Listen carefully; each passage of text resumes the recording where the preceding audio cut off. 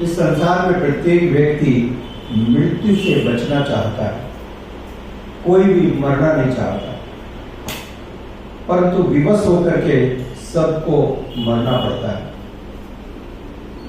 बड़े बड़े वैज्ञानिक, डॉक्टर नाना प्रकार के उपाय करते हैं लोगों को मृत्यु से बचाने के लिए, परंतु वास्तविकता यह है कि वो वैज्ञानिक भी, वो डॉक्टर भी मृत्यु के द्वारा मारे जाते हैं।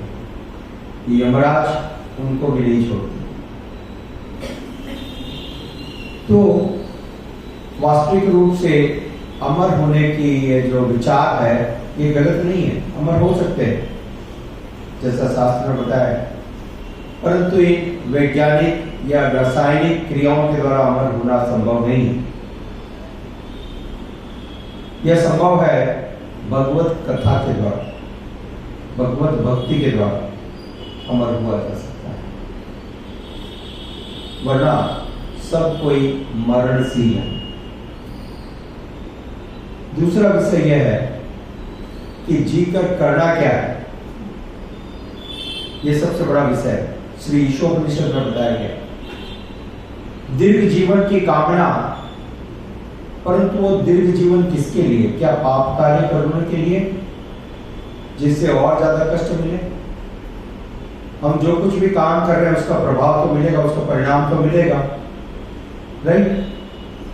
तो यदि कोई व्यक्ति पापी है, दुराचार करता है, तो वो जितना ज्यादा जिएगा उतने ज्यादा पाप और ज्यादा संग्रह करेगा, जमा करेगा, और जितने ज्यादा पाप करेगा उतना ज्यादा उसको आने वाले जीवन में कष्ट भोगना पड़ेगा। तो ऐसे व्यक्ति के लिए तो मृत्यु बहुत अच्छी है। तो वास्तविक रूप से जीने का प्रयोजन ये बड़ा आवश्यक है।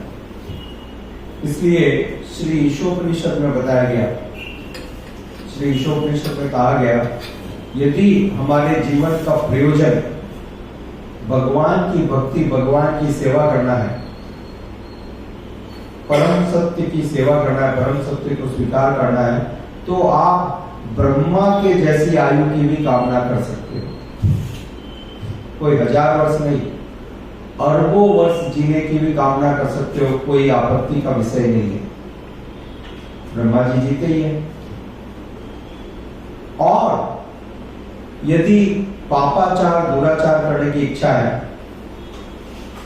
तो कुछ दिन भी बहुत ज्यादा है, क्योंकि जितना जिएंगे उतना ज्यादा पाप कार्य करेंगे। भगवान जब असुरों का वध करते हैं तो भगवान तो पूर्ण प्रेम के प्रतीक हैं, तो असुरों का वध भी प्रेम के द्वारा करते हैं, हिंसा से नहीं करते, ईर्ष्या के द्वारा नहीं करते। कृष्ण कृपा मूर्ति श्री ऐसी भक्तिवेदांत स्वामी प्रभुपाद जी ने सुंदर उदाहरण प्रस्तुत किया। माँ कभी कभी अपने बच्चे को पिटाई करती है, थप्पड़ मारती है, शासन करती है, उसको एक दिन भूखा रखती है, परंतु माँ जब बच्चे को थप्पड़ मारती है तो शत्रु के रूप में नहीं मारती, उस बच्चे की आदतों को सुधारने के लिए प्रेम के कारण मारती है। उसकी मार में भी प्रेम है, उसके भूखे रखने में भी प्रेम है, स्नेह है। ठीक उसी प्रकार से भगवान जब ये दुष्टों का संहार करते हैं तो उसमें भी प्रेम है, क्योंकि भगवान उनकी रक्षा करना चाहते हैं जिससे वो और ज्यादा पाप कार्य ना करें। और जब व्यक्ति कोई और दूसरे उपाय से मारने के लिए तैयार नहीं है तो यही करना पड़ता है, जिस प्रकार फांसी की सजा दी जाती है। क्यों? जिससे कि यदि और ज्यादा जीवित रहेंगे और ज्यादा ऐसे हत्याएं करेंगे, पाप कार्य करेंगे, जघन्य कार्य करेंगे, तो इनके लिए अच्छा है कि इनका कार्यकाल अभी समाप्त हो जाए। तो वास्तविक रूप से भगवान के सारे कार्य प्रेम के द्वारा प्रेरित हैं, क्योंकि भगवान सभी को प्रेम करते हैं। परंतु उसको अलग अलग रूप में देखा जाता है। राइट? जिस प्रकार से बालक का उदाहरण, माता सभी बच्चों के प्रति स्नेह रखती है, एक को बहुत पुचकारती है और दूसरे को कभी कभी दंड भी देती है, परंतु दंड देना भी प्रेम का प्रतीक है। क्योंकि मनुष्य जीवन का वास्तविक प्रयोजन क्या है? हम सोचते हैं हम मनुष्य, हम बहुत एडवांस्ड हैं, we are better, nicely placed, but for what purpose? आज के समय में सारा जो प्रगति है, इस सारी प्रगति का मूल प्रयोजन है हमारे भोजन के स्तर को बढ़ाना, हमारे सोने के स्तर को बढ़ाना, संभोग की क्रिया को इंप्रूव करना, रक्षा की पद्धति को बढ़ाना, हमारे सोने और आराम करने की सुविधाओं को और इंप्रूव करना। तो बेसिकली वही कार्य है जो एक जानवर कर रहे हैं, आहार, निद्रा, भय, मैथुनश्च। जानवर एक साधारण रूप में कर रहा है, हम उसको सारी सुविधाओं के साथ और अच्छे रूप में संपन्न करना चाहते हैं। कार्य एक है, उसके पीछे जो मनोविचार है वो एक ही है, इंद्रिय भोग की इच्छा है। इसलिए ये कोई मनुष्य जीवन का प्रयोजन नहीं माना जाता। मनुष्य जीवन का प्रयोजन है कि इस जन्म मृत्यु के चक्र से बाहर निकला जाए, फिर से शाश्वत जीवन को प्राप्त किया जाए, इटर्नल लाइफ, क्योंकि आत्मा शाश्वत है। ये शाश्वत जीवन भगवत धाम में संभव है, वैकुंठ लोकों में शाश्वत जीवन। इसलिए इस शाश्वत जीवन की प्राप्ति के लिए श्रीमद् भागवत में बताया गया, धर्म स्वनुत्तिष्ठं पुंसां विश्वक्सेन तथा सुया नोतत् पादयति गतिं श्रम एव हि केवलम्। अपने पद के अनुसार संपन्न की गई वृत्तियां यदि भगवान के संदेश के प्रति आकर्षण उत्पन्न न कर सके तो वे निरी व्यर्थ का परिश्रम है। कोई भी कार्य according to our order, social order or professional life, whatever we are doing, ब्राह्मण हो, क्षत्रिय हो, वैश्य हो, शूद्र हो, गृहस्थ हो, वानप्रस्थ हो, ब्रह्मचारी हो, सन्यासी हो, कोई भी हो, anyone, does not matter. The real matter is क्या हम भगवान को संतुष्ट कर रहे हैं हमारे कार्यों के द्वारा, ये मैटर करता है। आप ब्राह्मण हो, कोई बड़ी बात नहीं है, डोंट बी पफ्ड अप। आप सन्यासी हो, कॉलर ऊंचा मत कीजिए, कोई बड़ी बात नहीं है कि आप सन्यासी हो। या कोई व्यक्ति शूद्र है तो उसका उपहास करने की जरूरत नहीं है, कहीं नहीं लिखा भागवत में, nowhere it is mention. On the contrary, आप देखिए सूत गोस्वामी जी शूद्र हैं जो भागवत पाठ कर रहे हैं, हजारों हजारों ऋषि मुनि, सौमुख ऋषि, ये सब उनसे बैठ करके सुन रहे हैं, उनको उन्होंने गुरु का पद दिया है, वो भागवत के प्रवक्ता है, ठीक है। तो मूल विषय क्या है? मूल विषय है जो भगवान की भक्ति करते हैं, ये भक्ति व्यक्ति को श्रेष्ठ बनाती है, आपका वर्ण और आश्रम नहीं। आपका वर्ण और आश्रम नहीं। यदि कोई निम्न कुल में जन्मा व्यक्ति भक्ति करता है तो वो पूजनीय है, और यदि कोई उच्च कुल में जन्म लिया और भगवान को उसने त्याग दिया तो वो निंदनीय है, गलित है।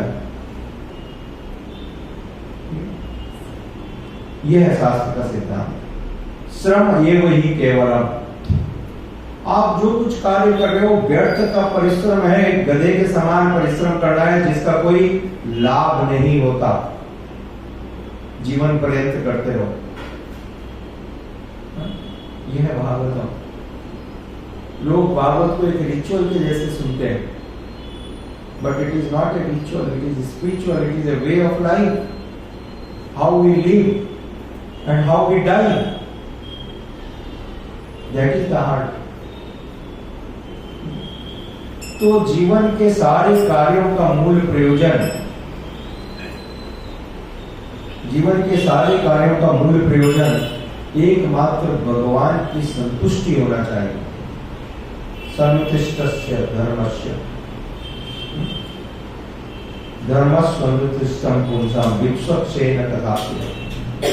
विप्सत्सेन जो भगवान श्री कृष्ण है, उनकी कथाओं में सुनने की, उनकी कथाओं को सुनने की रुचि जागृत हो, यह है मनुष्य जीवन का प्रयोजन। और यदि कार्य नहीं हो रहा है संपन्न, तो हम जो कुछ कर रहे हैं वो व्यर्थ है। जैसे लोग इतना परिश्रम कर रहे हैं इकोनॉमिक डेवलपमेंट के लिए, इतना परिश्रम कर रहे हैं, दिन रात मेहनत करते हैं, पढ़ते हैं इसके लिए, व्यवसाय करते हैं इस काम के लिए, और इकोनॉमिक डेवलपमेंट के बाद में क्या, अब मेरे को इंद्रिय भोग करना है, अब मेरे को पैसा आ गया, पैसा आया तो अब क्या करेंगे, हमको संभोग करना है। That is only purpose. तो एक कुत्ता सड़क के ऊपर सो रहा है, वो भी यही सोच रहा है। एक जो कुत्ता जो सड़क के ऊपर सो रहा है भोजन करके, वो भी सोच रहा है उठूंगा तो कुतिया को खोजूंगा। उसके मन में भी यही विचार है। और ये बड़े 5 स्टार होटल में सो रहे हैं, 7 स्टार होटल में सो रहे हैं, इनके मन में भी यही विचार चल रहा है। तो अंतर कहां हुआ? अंतर कहां हुआ? मन में विचार दोनों के समान है, अंतर होता है विचारों में पार्थक्य होने से। व्यक्ति महान बनता है उसके विचारों से।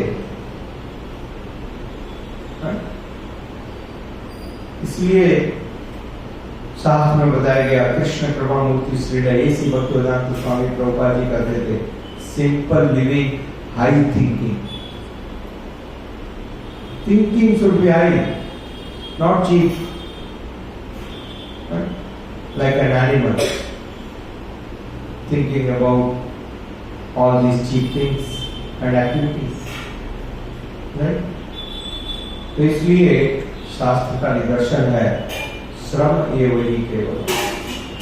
हमको हर दिन हमारे कार्यों को चेक करना चाहिए, इस बात को सुनिश्चित करना चाहिए कि हम भगवत भक्ति में प्रगति कर रहे हैं। हमारा मूल उद्देश्य, main purpose of life is to satisfy Krishna. तब जाके हम सही दिशा में प्रगति कर रहे हैं। नहीं तो प्रगति तो कर रहे हैं, परंतु किस दिशा में ये नहीं मालूम। आप चल रहे हो, परंतु भगवान की तरफ चलोगे तो भगवान के और आपके बीच में दूरी कम होगी, और भगवान के विपरीत दिशा में चलोगे तो दूरी बढ़ती जाएगी। तो प्रयोजन क्या है, दूरी कम करना या बढ़ाना? इसलिए इस बात को हमेशा ध्यान रखना पड़ेगा, हमारा डायरेक्शन कौन सा है। लोग आज डायरेक्शन नहीं देख रहे हैं, सिर्फ स्पीड देख रहे हैं। लोग क्या देख रहे हैं? स्पीड। हाँ,